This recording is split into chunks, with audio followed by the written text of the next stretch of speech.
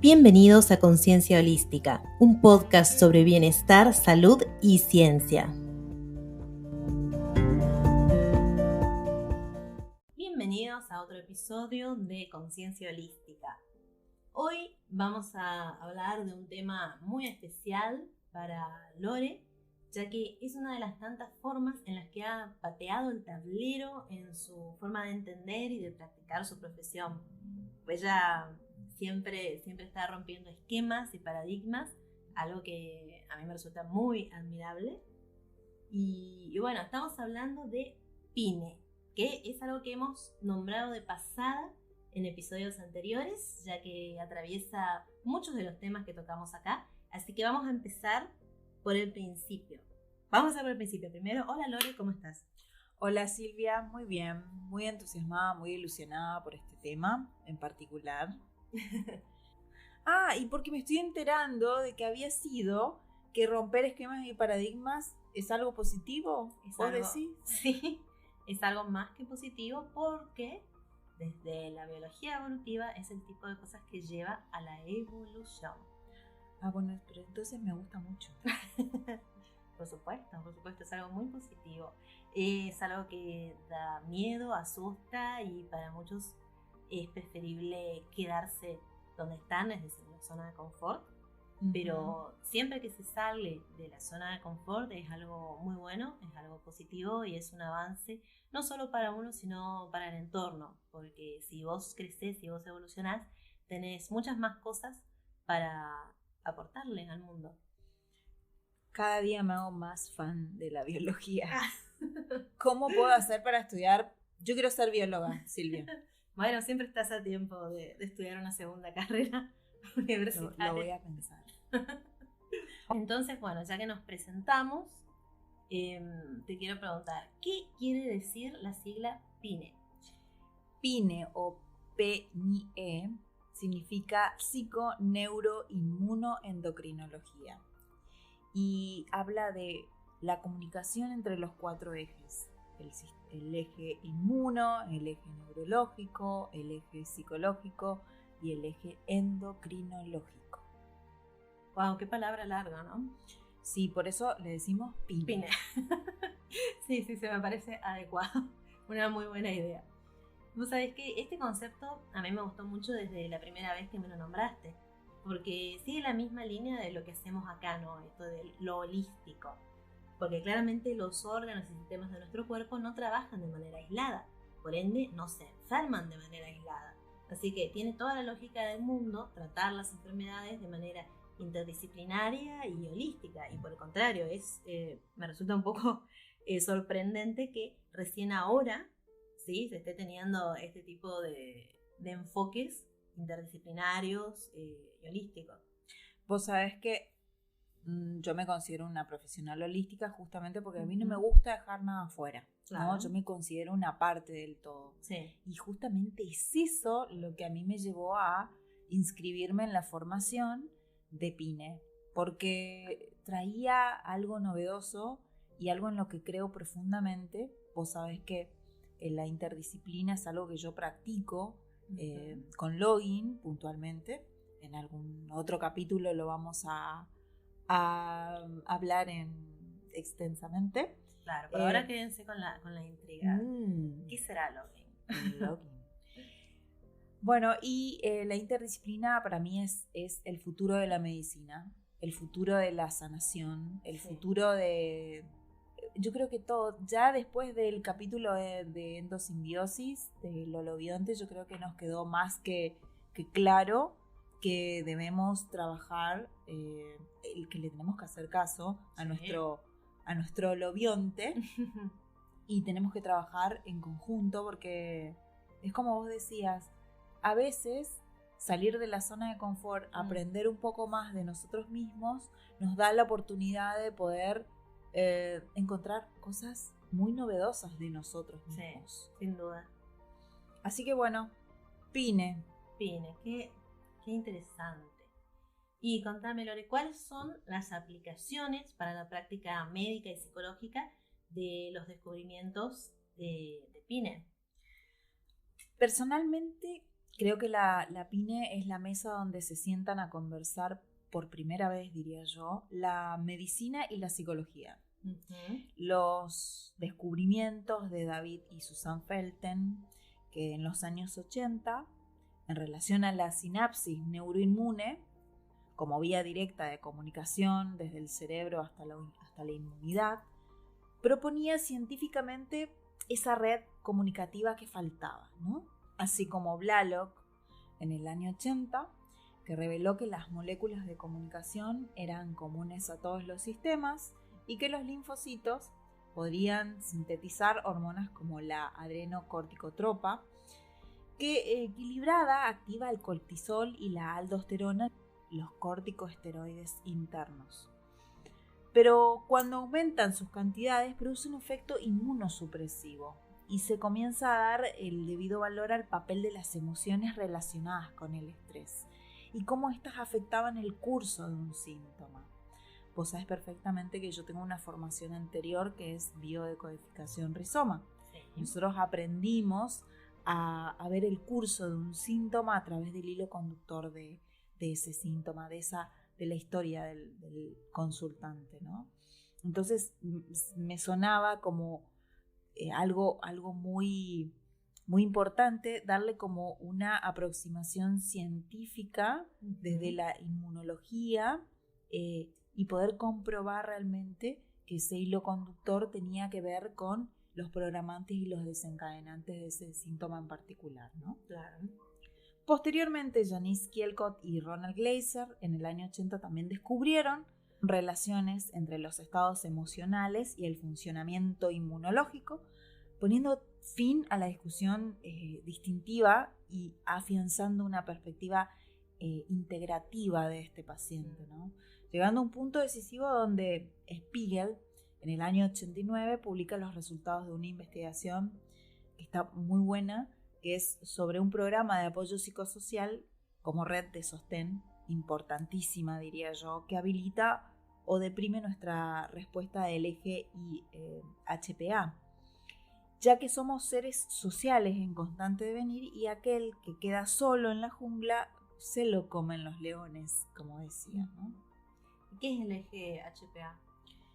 Hipófiso pituitario adrenal. ¿Sí? Es la comunicación entre la hipófisis, la pituitaria y la parte adrenal, que son nuestras glándulas suprarrenales. Entendido. Nombraste varias investigaciones muy interesantes. Hay otra que es de Adler y Cohen del año 74, ¿sí? Que demostró la existencia del condicionamiento inmunológico. Sí. ¿Puedes explicar un poco de qué se trata esto? Mira, vos sabés que Adler trabajaba en una investigación básica. Él no tenía idea de lo que iba a descubrir. Era como Pasteur, ¿viste? Sí. Que se encontró con algo de casualidad. Bueno, trabajaba en una investigación básica en el laboratorio de la Universidad de Rochester, tratando de enseñar a las ratas a través del condicionamiento conductual pavloviano, ¿no? De Pavlov. La forma de evitar las náuseas que producía una droga. Vio que la misma tenía actividad inmunosupresora muy potente y se utilizaba para el tratamiento del cáncer y en trasplantes. Se llamaba ciclofosfamida la droga que utilizaba, pero tenía unos efectos muy fuertes y muy desagradables en estos ratoncitos. Es así como decide incluir la sacarina saborizando el agua de las ratas y enseñarle a evitar las náuseas. Pero estas ratas comenzaban a morirse y obtenía lo que se llama efecto placebo al inyectarles solamente sacarina. O sea, había como un condicionamiento conductual pavloviano. Entonces directamente las ratitas asociaban la sacarina con la ciclofosfamida. Mira vos. Exactamente. La ciclofosfamida se utilizaba mucho en mujeres embarazadas para evitar las náuseas. Así que imagínate lo importante que fue este experimento, porque se dejó de usar justamente para suprimir las náuseas en las mujeres embarazadas, ¿no? Bueno, esto demostraba, este experimento que hizo con las ratitas, demostraba que la respuesta inmune podía condicionarse y probaba así la relación del sistema inmune con el sistema nervioso, o sea, el sistema neurológico. Qué interesante esto, porque es la primera vez que veo esto del efecto placebo en animales no humanos, porque yo sinceramente siempre asociaba esta idea de efecto placebo, es decir, estar, por ejemplo, consumiendo algo pensando que es un medicamento y no lo es, pero uno se mejora igual.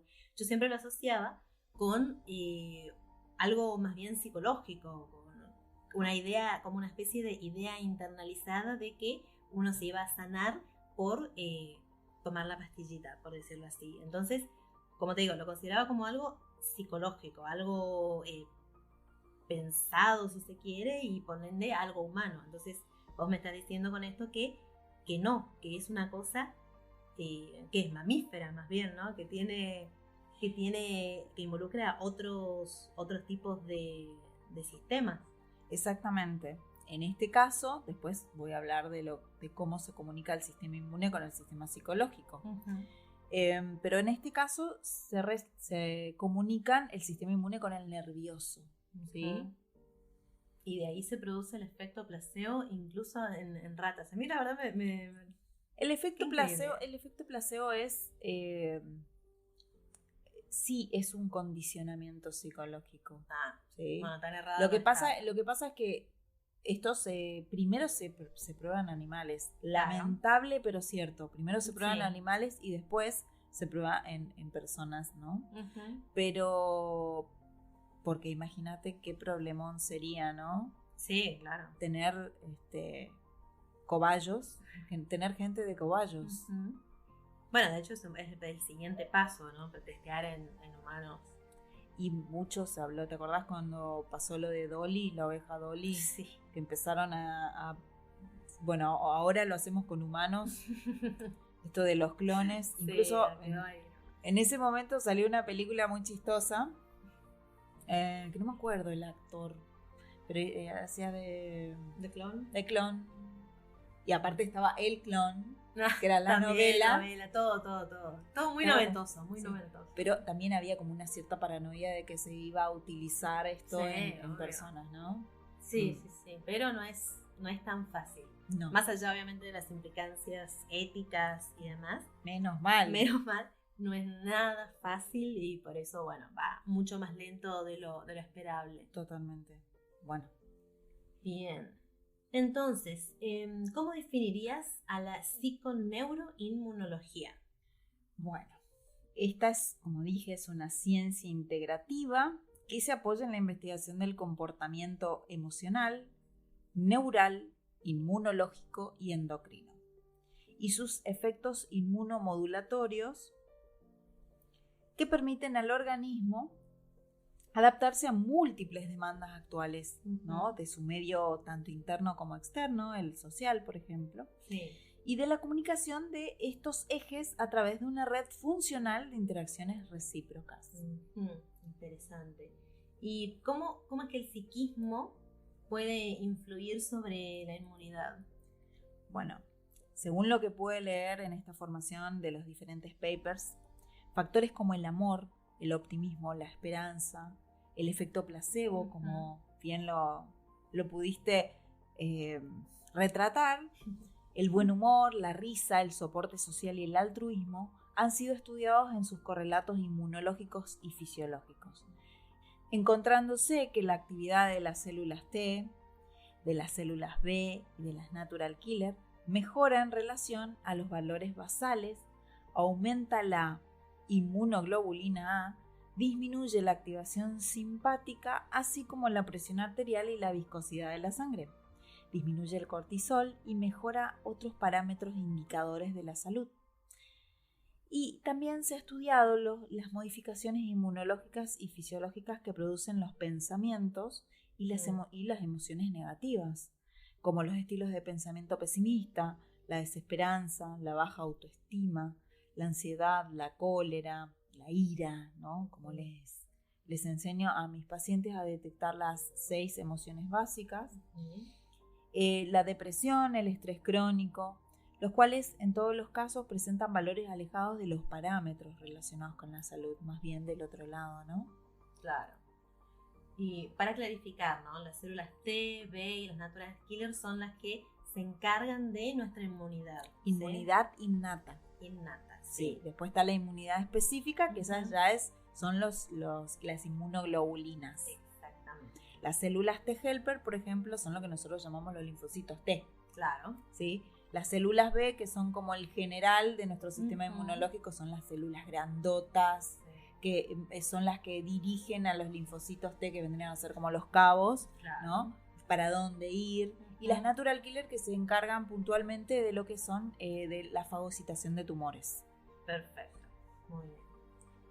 Y entonces, ¿cómo es que influye la actividad inmune sobre el psiquismo? Porque ahora vimos cómo influye el psiquismo sobre la inmunidad. Ahora, ¿cómo sería la inversa? Al revés, digamos. Sí. Bueno, este tema a mí me voló la cabeza porque una variación en las citoquinas inmunológicas. Estas citoquinas inmunológicas, que son moléculas puntuales señalizadoras de que ahí hay inflamación. ¿Sí? Pueden estar asociadas a cambios conductuales y emocionales, por ejemplo. ¿Sí? O sea, hay una situación de ansiedad y entonces esa molécula, esa citoquina proinflamatoria, se ubica en un lugar señalizando al sistema inmune que acá está pasando algo. ¿Sí? Fíjate vos cómo algo conductual, emocional, puede influir en nuestro sistema inmunológico, ¿no? Claro. Hay diferentes estímulos inmunes, como por ejemplo infecciones, lesiones, células cancerosas, ya que la información de su presencia es casi inmediata. Producen lo que se denomina sickness behavior. ¿Qué es la sickness behavior? Es un estado de enfermedad, ¿sí? Un estado de malestar general que se expresa antes de diagnosticar el padecimiento. Por ejemplo, podemos encontrar fatiga, falta de apetito, apatía, etc. Alguien que ha pasado por una gripe se da cuenta. Sí. Lo primero, o sea, nosotros empezamos a tener este tipo de estos signos, diría la medicina, ¿no? Que en conjunto estos signos, que son la fatiga, la falta de apetito, la apatía, la fiebre alta, ¿no? Se denominan el síntoma total, que es la gripe, ¿no? Sí. Y esta gripe, ¿qué es lo que nos da? Nos da como un decaimiento, ¿no? Sí. Esa es la sickness behavior. O sea, es una conducta de enfermedad, es un sistema inmunológico que está deprimiendo al sistema psicológico para que el cuerpo pueda hacer un reposo. Claro. Sin eso, a ver, los que tenemos hijos sabemos perfectamente que si no hay una fiebre muy alta, tenés un chico que te está saltando en la cama, aunque tenga catarro, aunque tenga moco. O sea, cuando es una fiebre alta, cuando este sistema inmunológico está necesitando que, vos sabés que las células son muy ahorradoras. Claro. Entonces necesitan toda esa energía, en el caso de un chico más todavía, para lograr una restauración del equilibrio, claro, ¿no? De la salud. Y para eso necesitamos una persona en reposo. Qué bárbaro, ¿no? Qué sabia la naturaleza. Pero y qué autosuficientes que son estos sistemas. Totalmente. Esa es una reacción del organismo para defenderse, ¿no? Claro, para obligarte a hacer reposo. Totalmente. Entonces genera esta situación febril o inflamatoria o metabólica, digamos, que induce este reposo. Qué lindo, qué interesante. Y bueno, hace un rato habíamos hablado de las diferentes células que conforman el sistema inmune y me gustaría que me cuentes un poco de la natural killer y algún ejemplo de su relación con los estados psicológicos.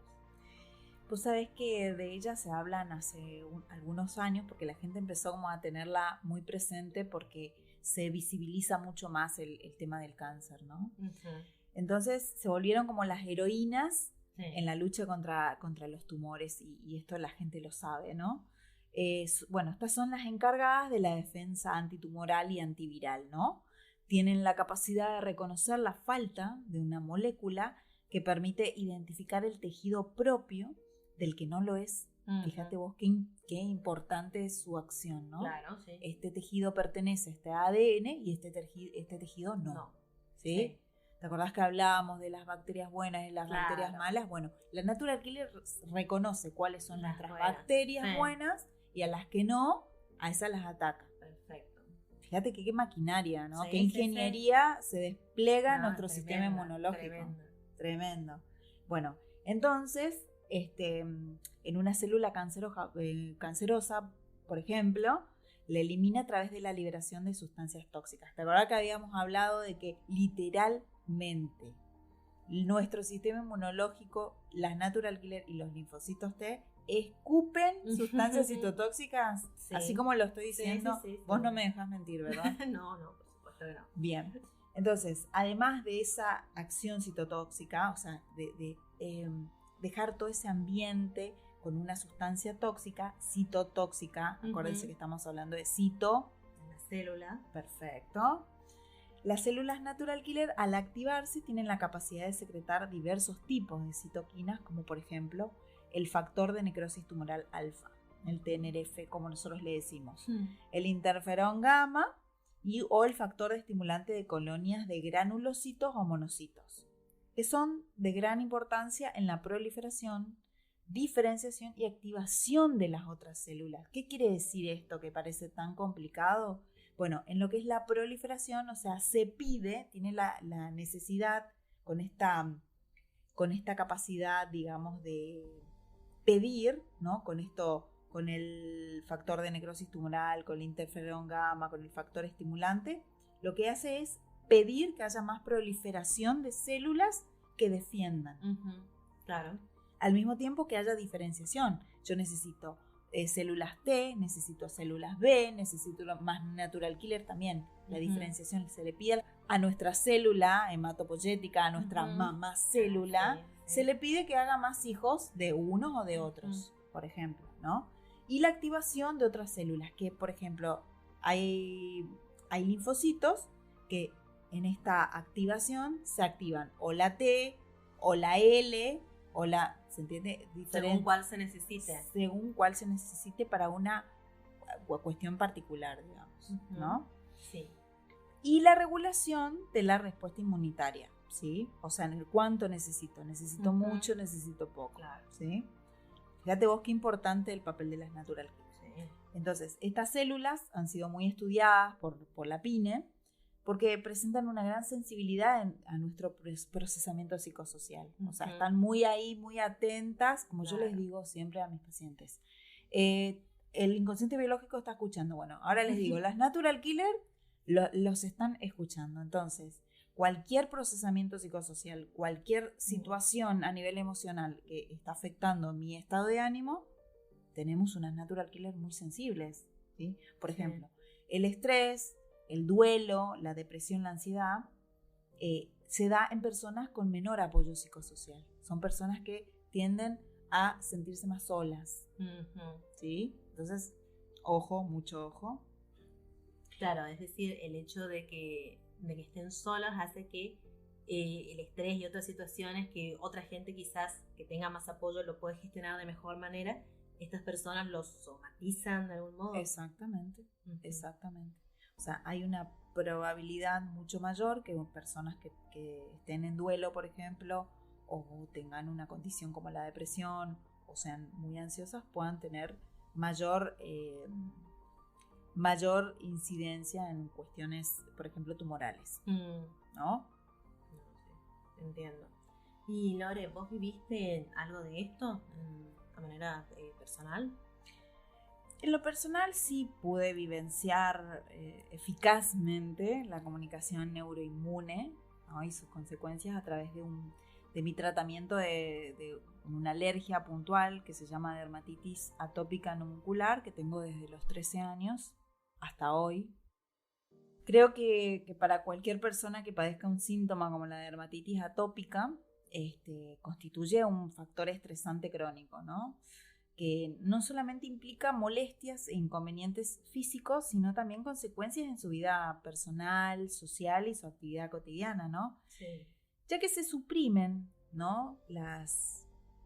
las relaciones sociales cuando el cuadro está en su estadio más severo, ¿no? Uno trata de ocultarlas o de, en mi caso, por ejemplo, yo trato de que no le dé el sol, de tener mucho cuidado con las lesiones, justamente porque porque cuando están en su estadio más severo es más tendiente a producirse no solamente una lesión mucho mayor, sino a las complicaciones, a que haya una infección, por ejemplo, ¿no? Qué notable lo que decís, y creo que todos nos podemos identificar con el hecho de que, bueno, está bien, una cosa es cuidarlo del sol para que no sea más grave y demás, pero también mencionaste el factor social, el factor de vergüenza que da, ¿no? La mirada del otro. Totalmente. Sobre una imperfección, una anomalía, algo diferente a lo esperable. Exacto. en la apariencia de uno, ¿no? Totalmente.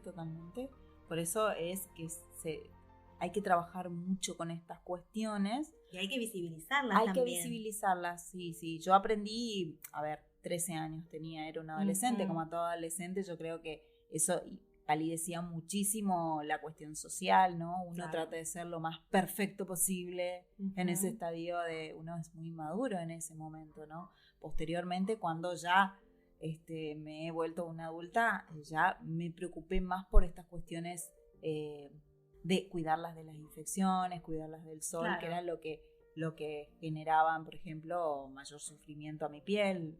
Ni hablar del tema es que pisar el río sería como ideal para mí, porque en esos momentos justamente las alergias se despiertan en el periodo de septiembre a diciembre. ¿Sí? Y justamente es el momento donde que estamos con menos ropa, donde estamos más a la vista, ¿no? Sí. Pero justamente en el caso de la dermatitis, el agua y el sol generan muchísimo inconveniente. Claro. ¿Sí? Porque es una piel que está sufriendo y el agua y el sol en esa combinación es bastante corrosiva, ¿no? Así que cero playa en verano. Cero. Ahora comprenderán por qué la terapeuta está en blanca. Bien, como les decía, me resultó muy interesante la perspectiva que me presentó la PINE, ya que resume el camino que yo transité con mi propio síntoma, ¿no? ¿Y qué tipo de investigaciones se han llevado a cabo en este campo? Mira, según Maldonado, que es una de las más recientes, que es en el 2008, se han encontrado pacientes con concentraciones séricas altas de IgE, de inmunoglobulina E, y disminuidas en inmunoglobulinas A, eosinofilia periférica, defectos en química, síntesis en los neutrófilos y disminución de los linfocitos T, que son nuestro sistema inmunológico, ¿no? Y supresores, activación crónica de macrófagos, incrementos de interleuquinas 4 y 5, disminución de células secretoras de interferón gamma. O sea, todo esto que estábamos hablando de la natural killer también pasaba en el tema de las alergias. Nosotros en la piel tenemos un sistema inmunológico particular, o sea, no hay en un órgano donde se presenten con mayor... nosotros tenemos en la piel un sistema de barrera muy grande con nuestros macrófagos. O sea, el sistema inmunológico en la piel está como... no hay un órgano que tenga un sistema inmunológico más predispuesto y sensible que el que tenemos en la piel. Nosotros tenemos 3 capas en la piel. En la segunda se ubican los macrófagos y también tenemos linfocitos, ¿no? Si se llega a posar, ¿sí?, ya sea un ácaro, ya sea un mosquito, ya sea, ¿no? El macrófago es como una bomba de histamina, ¿no? Y genera, cuando revienta, una sustancia citotóxica. Y eso genera ese enrojecimiento que nosotros podemos ver en la piel cuando hay una lesión. ¿Sí? O sea, automática, es automático, es espontáneo, ¿sí? En el caso de las alergias es lo mismo, ¿no? Por eso llega la época y vos vas a ver que las alergias despiertan. También la teoría del bloqueo beta-adrenérgico, que contribuyen en menor o en mayor grado dependiendo de cada individuo, que este es un paper de Diprisco en 1991, que habla de una hiperreactividad del eje hipotálamo-hipófiso-adrenal, que puede explicar en parte lo que es la erupción que se produce en esta enfermedad en situaciones productoras de estrés, por ejemplo, ¿no? Cómo se activa el sistema HPA que habíamos hablado, ¿no? Este cortisol, cómo generaba que se produzca esta producción, digamos, de estrés, ¿no? A través de una situación emocional, ¿no? El estudio también de efectos del estrés y el sistema inmune de Glaser, Kieskol y Glaser en el 94 y de Stanford y Salmon en el 93, que encontraron un aumento de los síntomas en las enfermedades psicofisiológicas como la dermatitis. Dicho esto, a ver, en criollo, cuando puedo identificar la situación de estrés, me siento contenida, ¿no? Puedo entender que mi piel se defiende de un depredador virtual que mi mente le muestra, ¿no? Pero también tengo la posibilidad de frenar, observar y analizar si en verdad necesito ocupar patrones preestablecidos, antiguos, ¿no? O si puedo generar otras vías de solución. Empiezo el tratamiento con antihistamínicos como son ungüentos, cremas, ¿no? De tratamiento tópico, el cual propongo como tratamiento de sostén, pero de manera consciente, ¿no? Ya no es, a ver, ¿qué me pasó? Ya observo, analizo qué situación desencadenó este estrés, qué situación desencadenó mi ansiedad, ya consciente, ¿no? Con ciencia, aparte. Por supuesto. Ya que, bueno, y empiezo a cuidar mi piel afectada con extremos cuidados, pero también con muchos mimos, porque uno tiene que aprender a tratar su síntoma de una manera muy amorosa. ¿Sabes por qué? ¿Por qué? Porque primero lo que desencadenó este síntoma es emocional. Sí. Entonces, hay algo que le está diciendo a mi inconsciente biológico, no me estoy cuidando. ¿Sí? Estoy para afuera, no estoy para adentro. ¿Sí?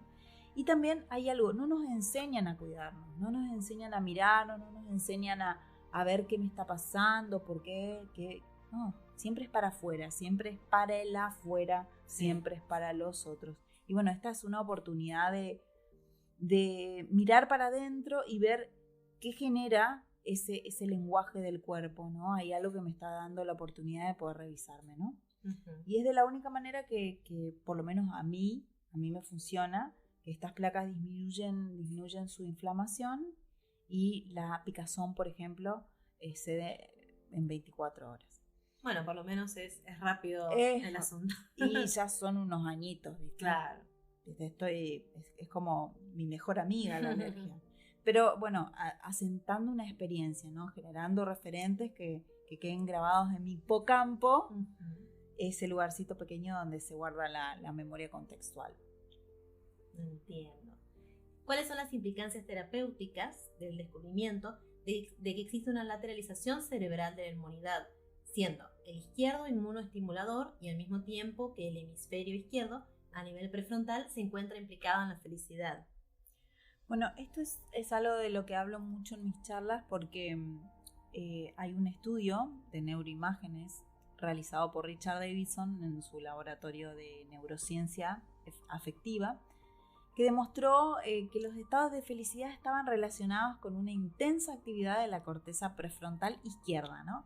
A ver, corteza prefrontal izquierda, ¿no? La parte del frente, ¿no? De nuestra cabeza, y la parte izquierda lateral, ¿sí? Lo que nosotros llamamos sien, ¿no? Claro. Mientras que en otras investigaciones han mostrado que la lesión de esa corteza prefrontal izquierda produce disminución en las células antitumorales de justamente las natural killer, ¿no? Y demostrando que esta región cerebral se encuentra implicada en la regulación positiva de estas células inmunológicas.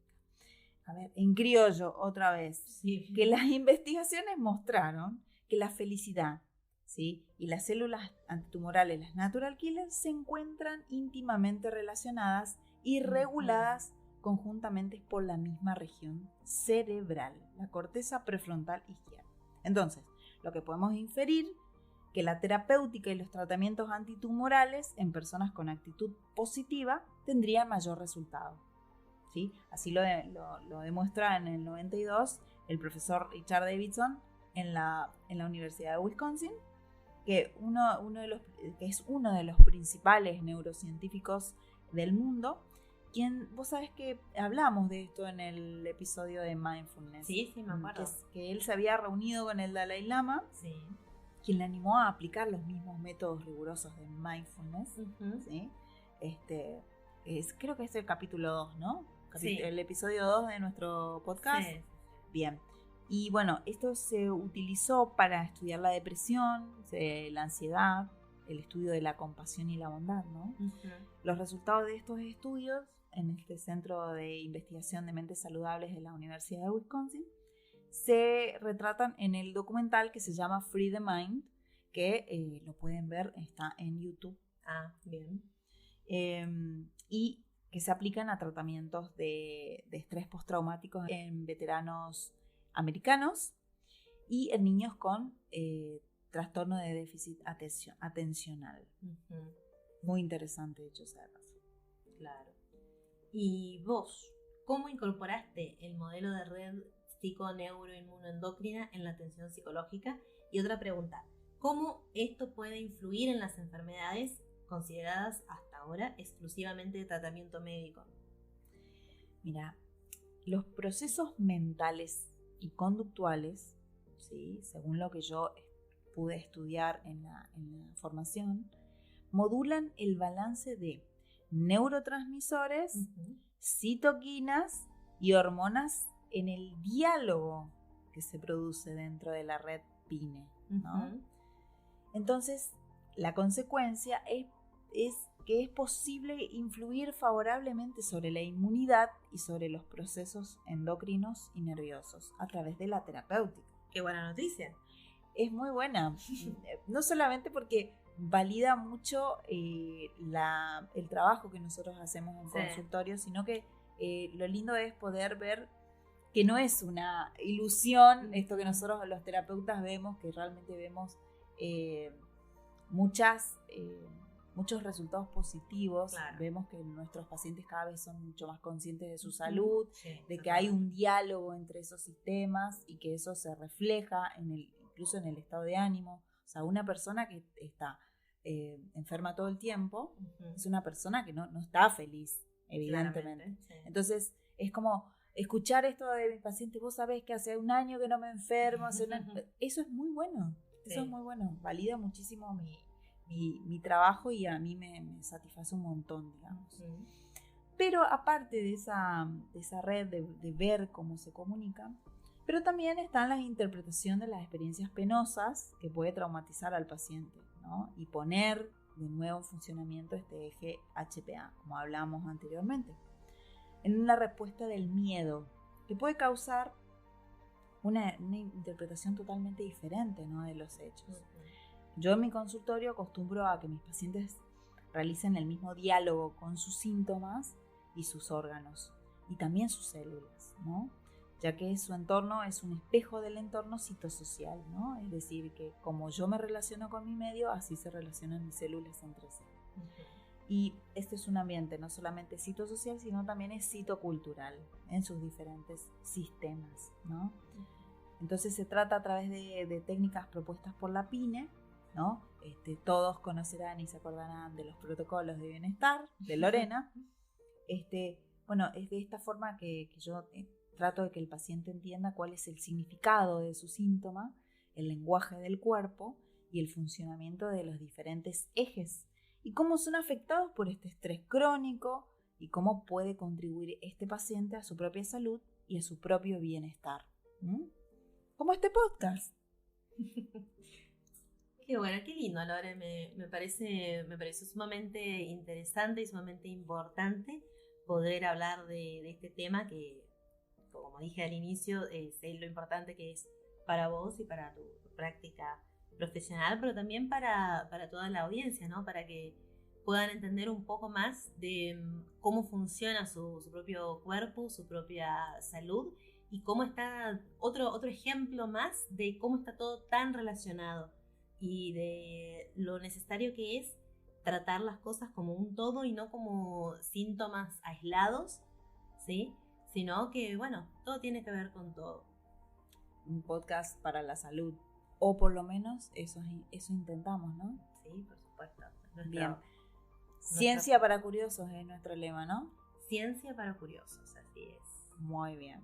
La verdad que ha sido un placer abarcar este tema que tanta ilusión me hace y tan lindas experiencias me ha traído durante no solamente en la formación, sino que en llevarlo a la experiencia, a la empiria en el consultorio. La verdad que es muy satisfactorio. Claro que sí. Bueno, esperamos que ustedes también hayan disfrutado este episodio tanto como nosotras y nos vemos la próxima.